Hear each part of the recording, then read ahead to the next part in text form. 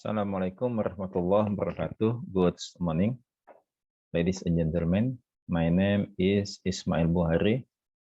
I am a Widya Iswara Ahli Madya at BPSDM Jambi Province. I live at Beliung Indah, Alam Berajo, Jambi City. Oke, itu perkenalan kita hari ini, saudara-saudara. Kalau riwayat pengalaman saya sebagai PNS itu sudah 31 tahun 3 bulan. Mulai dari golongan pengatur Moda 2A, dan alhamdulillah saat ini sudah menjadi pembina tingkat 1 4B. Jadi saya masuk dari SMA. Apa kabar semuanya? Alhamdulillah luar biasa, tetap semangat. Semangat pagi, pagi, pagi, pagi, luar biasa, tetap semangat, fokus. Saya merasa bangga bisa bertemu dengan saudara adalah orang-orang milenial pilihan dan hebat yang melalui seleksi yang sangat ketat. Yang sampai saat ini, alhamdulillah saudara bisa berada di sini mengikuti latsar yang menjadi CPNS di salah satu kabupaten, yaitu Kabupaten Tanjab Barat, Provinsi Jambi. Aplaus untuk kita semua. Apakah ada saudara yang lulus dengan memberikan sejumlah uang atau ada yang merupakan keluarga pejabat? Tapi saya rasa saat ini tidak ada lagi, karena proses seleksi saat ini sangat ketat dan sangat transparan. Walaupun ada yang lulus dengan memberikan sumbangan itu adalah kebetulan saja, gitu kan. Itu orang mengambil keuntungan dari hal-hal yang tidak lagi saat ini dilakukan. Oke, akan saya sampaikan untuk mereview saudara bahwa dasar pelaksanaan laser ini adalah Undang-Undang Nomor 5 Tahun 2014. PP nomor 11, bagaimana telah ada perubahan di PP 17 tentang bagaimana saudara mengikuti latsar. Di PP ini menyebutkan bahwa ke PP 11 1 tahun sudah ikut latsar, tapi di PP 17 boleh lebih 1 tahun, tergantung kondisi keuangan daerah ataupun hal-hal lain terjadi di daerah. Untuk pelaksanaan laser ini, saat ini adalah Perlan 1 tahun 2001 tentang pelaksanaan laser, ada 2 jenis gitu, blended dan klasikal. Perlan sebelumnya adalah Perlan nomor 12 tahun 2018, itu semuanya klasikal. Dan ketika saudara mengikuti harus lulus gitu, sehingga ketika saudara lulus bisa diusulkan menjadi PNS untuk menghilangkan C-nya dengan syarat lulus latsar, sehat jasmani dan rohani. Hari ini saudara sudah berada di agenda 3, yaitu kedudukan dan peran PNS dalam NKRI. Ada beberapa mata pelatihan, itu manajemen ASN, WOG, dan pelayanan publik. Saat ini saudara mendapatkan dari saya adalah manajemen ASN. Saya yakin saudara tidak akan fokus lagi karena memikirkan rancang aktualisasinya. Jadi yakinlah di agenda 3 ini saudara akan mendapatkan isu untuk diangkat menjadi rancangan aktualisasinya, ya. Jadi tetap semangat. Adapun materi pokok yang akan saya sampaikan, yaitu pertama adalah pengertian pangkat, pengertian kenaikan pangkat, dan pangkat ataupun golongan PNS. Kedua adalah jenis kenaikan pangkat dan masa kenaikan pangkat PNS. Gitu. Selanjutnya, tujuannya adalah bagaimana saudara dapat menjelaskan dan memahami pengertian pangkat, pengertian kenaikan pangkat, dan pangkat ataupun golongan PNS.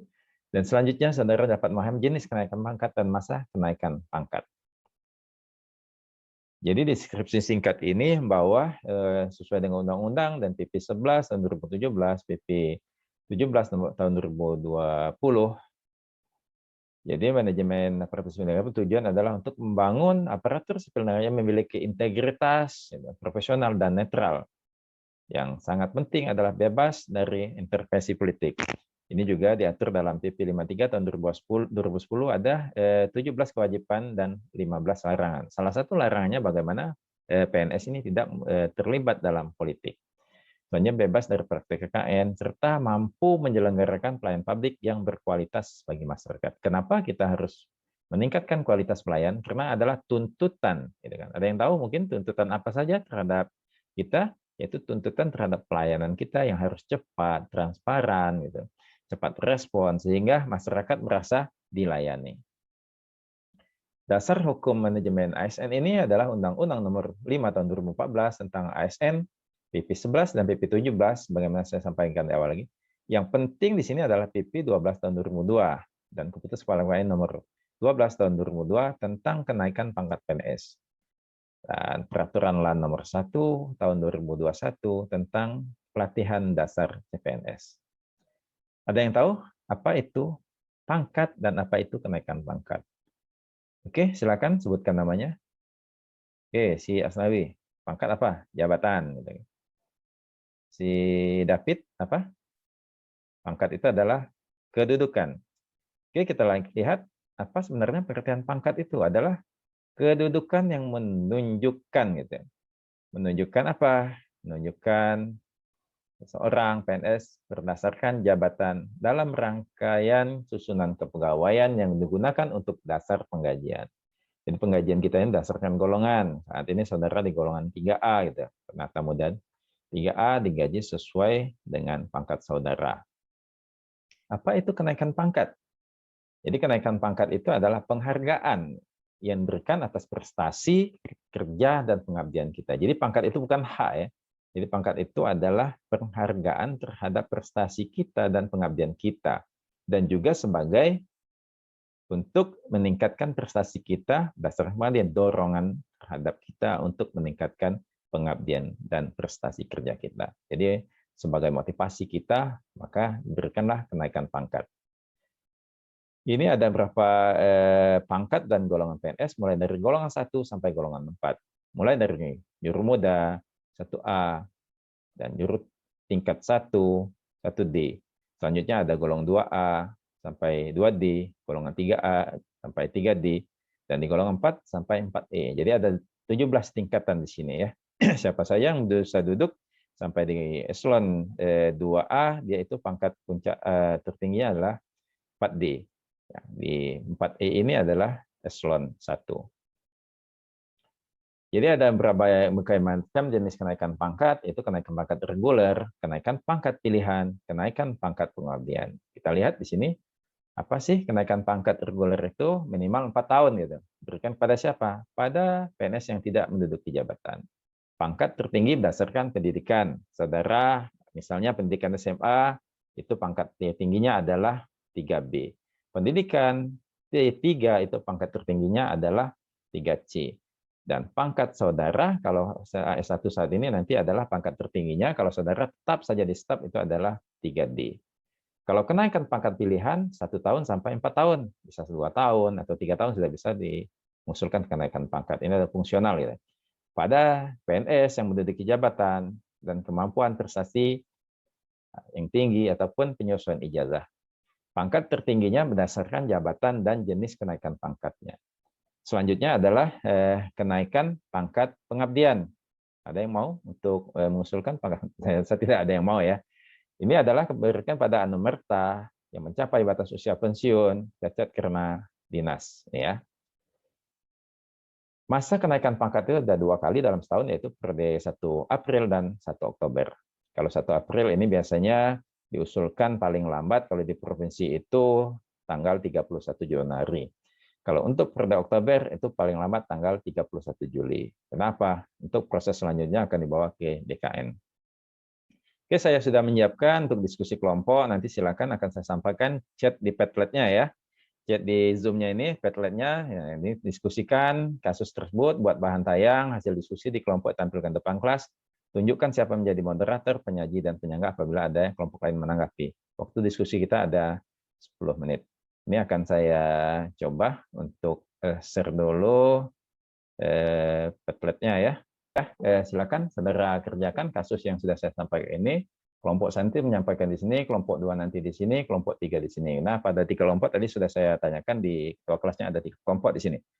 Untuk bahan materi kita sudah saya share juga di Padlet ini. Silakan nanti di-download di sini ya. Oke, silakan dikerjakan waktunya 10 menit. Ya, untuk mengerjakan tugas kasusnya. Oke, alhamdulillah sudah saudara kerjakan tugas kasusnya. Saya melihat bahwa saudara sudah menyelesaikan kasusnya yang kita diskusikan tadi. Saya melihat bahwa saudara sudah memahami apa yang sudah saya sampaikan, bahwa memang betul kenaikan pangkat itu sampai saat ini kita harus mengusulkannya. Kalau tidak, kita akan menjadi terlambat untuk naik pangkat. Sering-seringlah bertanya kepada bagian TU ataupun kepegawaian di tempatnya masing-masing. Plus untuk diskusi kita pada hari ini. Selanjutnya, saya akan mengevaluasi saudara melalui quizzes gitu kan. Silakan buka HP-nya ya, buka HP-nya. Ini akan saya coba untuk share nanti kode quizzes-nya ya. Kode quizzes-nya akan saya coba untuk oke, silakan masuk dengan kode 712306. Silakan 5 orang yang masuk. 10 orang, 15, 20, oke 30. Kita mulai quizzes-nya ya. Oke, kita mulai quizzes-nya. Oke, 2 menit. Oke, saya akhiri quizzes-nya.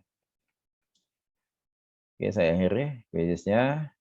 Ternyata yang nilai tertinggi, 3 besar tinggi adalah Budi, Betty, dan Amin. Tapi alhamdulillah saudara sudah dapat mengikuti dan nilainya sudah saya lihat alhamdulillah sudah bagus semua. Plus untuk kita semua.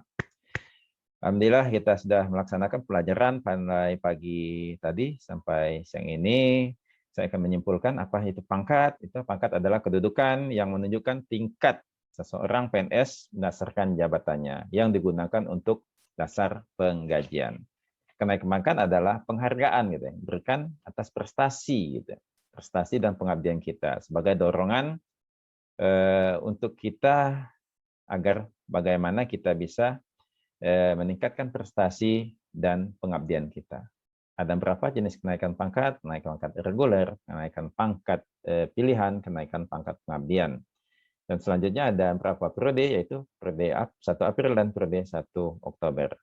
Itu yang dapat saya sampaikan untuk hari ini atas kebersamaan kita, mulai dari tadi pagi sampai siang ini jam 12.